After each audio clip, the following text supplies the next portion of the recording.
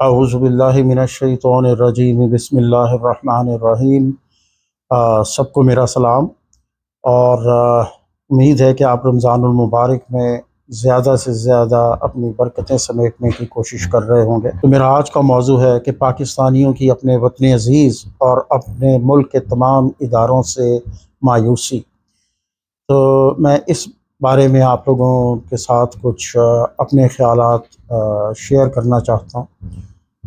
मेरे ख़्याल में जो एक स्ट्रक्चर है जिसमें अब बदकिस्मती से हम शामिल हैं, वो कुछ ऐसा है जो आप इस नीचे स्लाइड में भी देख रहे होंगे। इस ये तस्वीर मेरा ख़्याल है कि उसको ज़रा थोड़ा सा वाज़ेह करेगी। इसको मैंने 4 हिस्सों में बुनियादी तौर पे तक़सीम किया है कि हमारे जो अवाम हैं, जो ख़वास हैं। तो सबसे पहले जो ऊपर का हिस्सा है वो आप देख रहे होंगे कि उसमें पाकिस्तान के हुक्मरान, फ़ौजी इस्टेब्लिशमेंट, जर्नैल, जजेस, ब्यूरोक्रेट्स, ये सारे लोग जो इस वक्त एक तरह से पाकिस्तान पर हुक्मरानी कर रहे हैं, ये इस स्ट्रक्चर में वो लोग हैं। इसको हम अशराफिया भी बाज़ दफ़ा कहते हैं, और इसकी तादाद बहुत कम है। मेरे ख़्याल में अगर हम कहें कि ये 5% से ज़्यादा लोग नहीं हैं तो कोई गलत नहीं होगा। फिर इसके नीचे 3 पिलर्स हैं मेरे ख़्याल में, और उन 3 पिलर्स को जो बायां पिलर है वो एक तरह से अवाम ही में से है सारे, लेकिन उनको मैं ज़ालिम अवाम का उन्वान दे रहा हूँ। इससे पहले जो मेरी वीडियोस थी उसमें ज़ालिम का रोल ऊपर वाला स्ट्रक्चर प्ले कर रहा था, लेकिन यहाँ पे हमें ज़रा अपना भी तज्ज़िया करना है, हमें अपना भी एहतसाब करना है।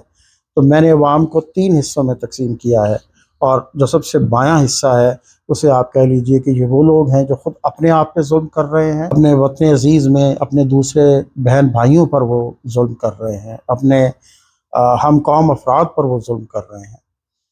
फिर बिल्कुल जो दाएं तरफ लोग हैं वो हैं जो हकीकतन मज़लूम हैं, जो किसी बड़ी ख़राबियों में मुलव्विस नहीं हैं, और उन पर चाहे अशराफिया की तरफ से और चाहे बाएं तरफ के अवाम की तरफ से जो जुल्म हो रहा है, जो तशद्दुद हो रहा है, जो उनका इस्तेसाल हो रहा है, ये लोग उसको सह रहे हैं। और एक तबका दरमियान में है, इसको मैं खामोश तबके से, खामोश अवाम से तशबीह दूँगा कि जो खामोश तमाशाई की तरह चीज़ें देख रहे हैं, उनके दिल में हो सकता है कि बुराई के लिए, इस जुल्म व तशद्दुद के ख़िलाफ़ दिल में कुछ बुराई हो, लेकिन वो समझते हैं कि हमें कुछ करने की ज़रूरत नहीं है, जो जिस तरफ हमें हवा ले जाए हम उसी तरह चलते जाएंगे। जो भी हमारे वतन के साथ, हमारी कौम के साथ, हमारे मुल्क के साथ बीत रहा है, हम उसको वैसे ही चलने देंगे, हमारे हाथ में कुछ नहीं है। तो आज मैं ऊपर वाले तबके के बारे में बात नहीं करना चाह रहा। जो सबसे ऊपर वाला ब्लॉक है, इसको हम इंशाल्लाह अपनी आइंदा आने वाली वीडियोस में भी डिस्कस करते रहेंगे।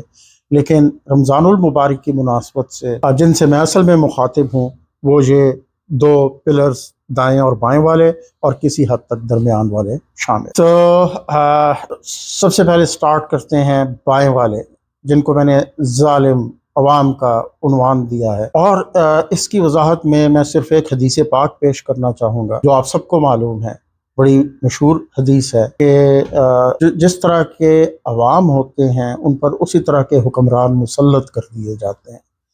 तो हम देख रहे हैं कि हम पर वाकई उस तरह के हुक्मरान मुसल्लत कर दिए गए हैं। ये अल्लाह ताला की तरफ से है, और गालिबन इसमें जो दुनियावी ताकतें हैं उनका भी बहुत बड़ा हाथ है। तो आखिर क्यों हम ये कह रहे हैं कि जिस तरह के अवाम होंगे उसी तरह के उन पर हुक्मरान मुसल्लत हो जाएंगे?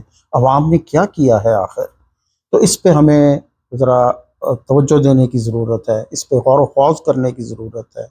और मैं नहीं समझता कि हम अपने वतन अज़ीज़ को तरक्की की राह पे डाल सकते हैं, इसको सही समत में डाल सकते हैं, जब तक कि हम इस चीज़ को ना समझें कि हम खुद अपने आप पर किस तरह से जुल्म कर रहे हैं।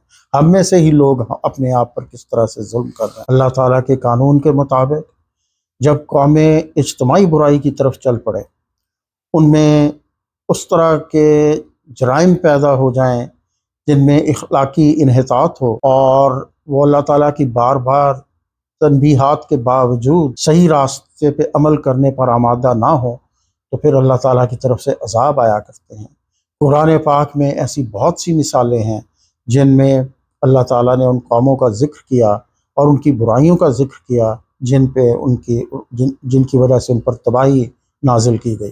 دو تین کا ذکر کرنا اس وقت کافی ہوگا، جیسے حضرت شعیب علیہ السلام، وہ اپنی قوم کی طرف بھیجے گئے، مدین کی قوم۔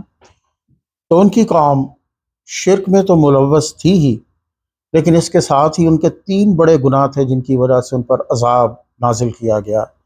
قرآن پاک کی آیات ہمیں یہ بتاتی ہیں، جن میں سے سب سے پہلا ان کا گناہ ناپ تول میں کمی کرنا، دوسرا گناہ لوگوں کو ان کی چیزوں کو کم کر کے دینا یعنی تجارتی معاملات میں بددیانتی، اور تیسرا زمین میں فساد۔ اور ذرا جائزہ لیجئے اپنے حالات کا، دیانتداری سے سوچئے، کیا ہم میں یہ ساری خرابیاں اس وقت موجود نہیں ہیں جن کی وجہ سے حضرت شعیب علیہ السلام کی قوم کو وہ ایک سخت عذاب دیا گیا دنیا میں، ان کی پوری قوم کو زمین میں دھنسا دیا گیا جبکہ وہ اس کی توقع بھی نہیں کر رہے تھے۔ آئیے ہم ذرا جائزہ لیتے ہیں اپنے حالات کا، کیا ہم میں ملاوٹ نہیں ہو رہی؟ کیا دودھ میں پانی نہیں ملایا جا رہا؟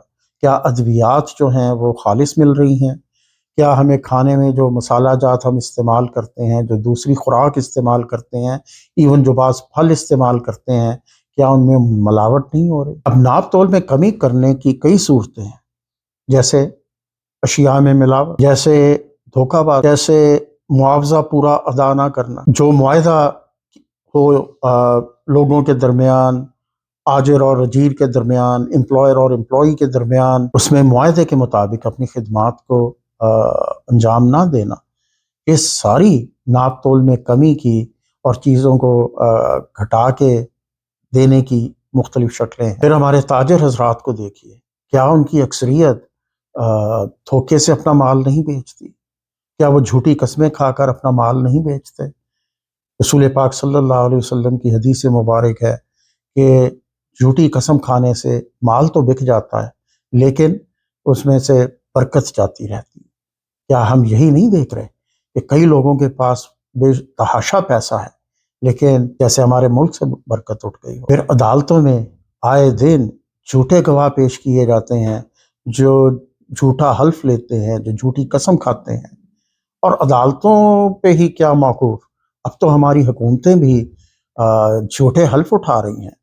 وہ جس چیز کے حقدار نہیں تھے اس کے حقدار بن کے اسمبلیوں میں آ گئے ہیں اور حلف اٹھا کے بڑے مزے سے وہ بیٹھے ہیں اور اس پہ ان کو کوئی پشیمانی نہیں ہے۔ تو کیسے آئے ہمارے معاشرے میں؟ پہلے کہا جاتا تھا کہ ایک سچ ہوتا ہے اور ایک سرکاری سچ ہوتا ہے، میں اس میں تھوڑا سا اضافہ کروں گا اس طرح سے کہ ایک حلف ہوتا ہے اور ایک اب سرکاری حلف ہوتا ہے۔ پھر ایسی ایک دوسری قوم لوط، جس کا قرآن پاک میں ذکر ہے اور کئی جگہوں پہ یہ ذکر آیا، اور ان کی قوم بدکاری میں ملوث تھی۔ ذرا اپنے معاشرے کا جائزہ لیجئے، کیا ہم میں اسی طرح کی بدکاری عام نہیں ہو چکی؟ اور تو اور بچوں کے ساتھ، خواتین کے ساتھ جس طرح سے جو سلوک ہو رہے ہیں وہ ہماری آنکھیں کھولنے کے لیے کافی ہونا چاہیے تھے۔ ان کو اس گناہ کی پاداش میں ان کی پوری قوم کو مٹا دیا گیا صفحہ ہستی سے۔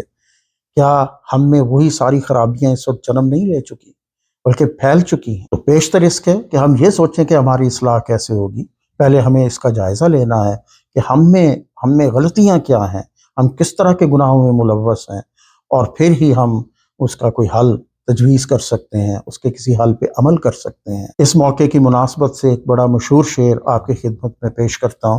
آپ ہی اپنی اداؤں پہ ذرا غور کریں، ہم اگر عرض کریں گے تو شکایت ہو۔ اگر ہم چاہتے ہیں کہ ہم چین اور سکون کے ساتھ ایک ایسے معاشرے میں زندہ رہیں جس میں خوشحالی ہو، جس میں برکت ہو، ہمیں اپنے اعمال کا جائزہ لینا ہوگا اور ان میں جو غلطیاں ہیں ان کی اصلاح کرنی ہوگی۔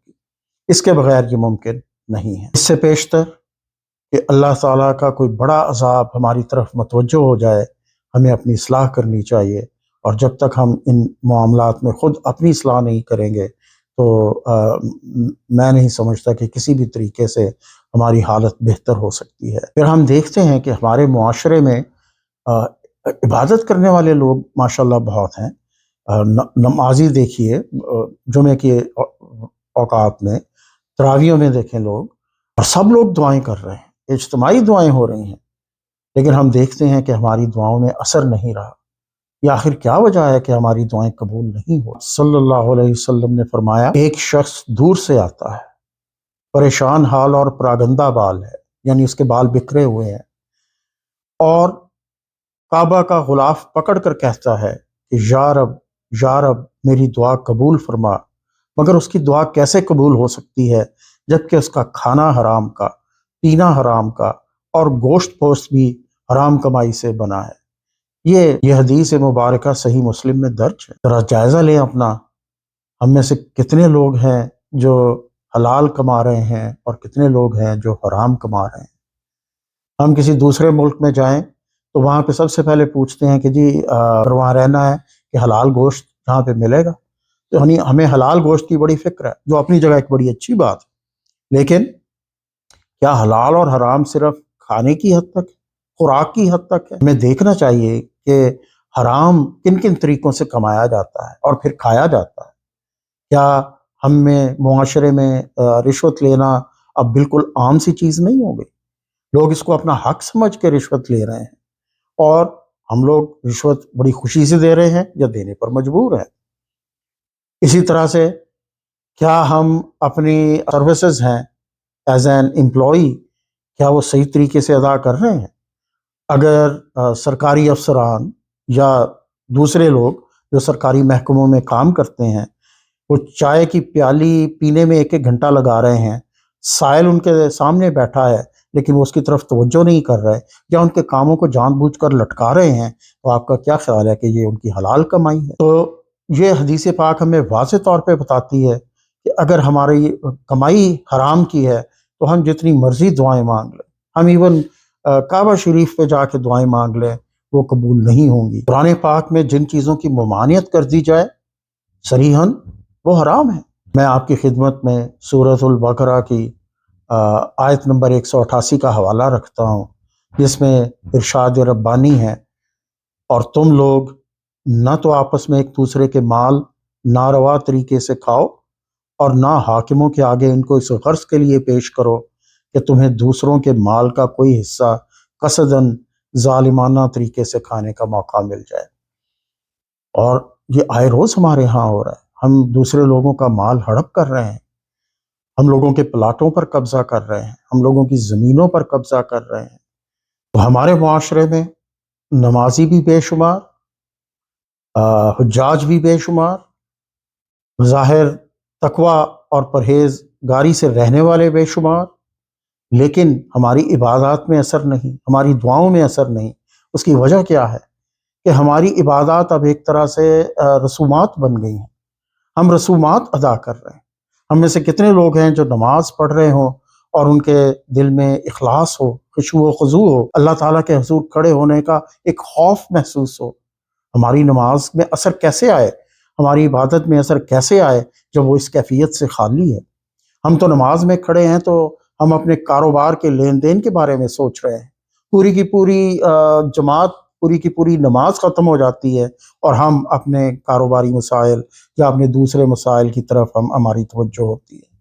یہ تصور کہ ہم اس رب کے حضور کھڑے ہیں جو پوری کائنات کا مالک ہے، جو ہر چیز پر قادر ہے، جو ہمارے رزق کو ہمیں بہم پہنچاتا ہے، اسی نے ہی رزق کا ذمہ لیا ہوا ہے، اور اس رب کے حضور کھڑے ہو کر ہم اس رب کی طرف توجہ نہیں. اسی طرح سے لوگ حج پر جاتے ہیں، عمرے پر جاتے ہیں، واپس آتے ہیں تو بظاہر ان کا بڑا پرنور چہرہ ہوتا ہے، لیکن جیسے ہی آ کے وہ اپنی گدی پہ بیٹھتے ہیں، دکان کی گدی پہ بیٹھتے ہیں، تو وہ پھر سے وہی خیانت، پھر سے ہی وہی ملاوٹ، پھر سے ہی وہی بددیانتی، پھر سے ہی وہی جھوٹی قسمیں. تو اس کا مطلب یہ ہے کہ ہم صرف رسومات ادا کر رہے ہیں، جو اصل عبادت تھی وہ تو ہمارے ذہن میں آئی ہی نہیں، اس پہ تو ہم کوئی عمل ہی نہیں کر رہے. اقبال کا ایک بڑا مشہور شعر ہے، رہ گئی رسمیں ازاں روح بلالی نہ رہی، فلسفہ رہ گیا تلقین غزالی نہ رہی.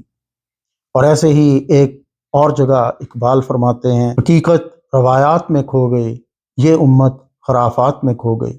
تو اب ہم یا رسومات ادا کر رہے ہیں یا ہم خرافات میں کھوئے ہوئے. ہمیں اپنا جائزہ لینے کی ضرورت ہے۔ اگر ہم واقعی چاہتے ہیں کہ ہم اور ہماری نسلیں اور ہماری آئندہ آنے والے بچے ایک ایسے ملک میں رہیں جس میں خوشحالی ہو، جس میں برکت ہو، تو یہ جو ظالم عوام کا طبقہ ہے جو اپنے آپ پہ بھی ظلم کر رہا ہے اور اپنے بہن بھائیوں پر بھی ظلم کر رہا ہے، ان کے لیے یہ بہت اہم ہے۔ جب تک یہ اپنی اصلاح نہیں کریں گے، دل سے آمادہ نہیں ہوں گے کہ ہم اپنی اصلاح کریں، تب تک ہمارے ہاں کوئی امید کی کرن نہیں ہوگی۔ میں سمجھتا ہوں کہ اس سلسلے میں علماء کا کردار بہت اہم ہے۔ انہیں چاہیے کہ وہ جمعۃ المبارک کے خطبہ میں ان چیزوں کی طرف توجہ دلائیں، لوگوں کو اس پہ آمادہ کریں کہ ایک علاقے کے لوگ یہ عہد کریں مسجد میں کہ وہ کم از کم اپنی ذات کی حد تک ان میں سے کسی خرابی میں ملوث نہیں ہوں گے، اللہ تعالیٰ سے سچے دل سے توبہ کریں۔ تو میں سمجھتا ہوں کہ اگر یہ ہر علاقے میں یہ چیز ہو تو شاید یہ ہماری اجتماعی تباہی سے بچنے کی کوئی صورت نکل آئے۔ وآخر دعوانا ان الحمد للہ رب العالمین۔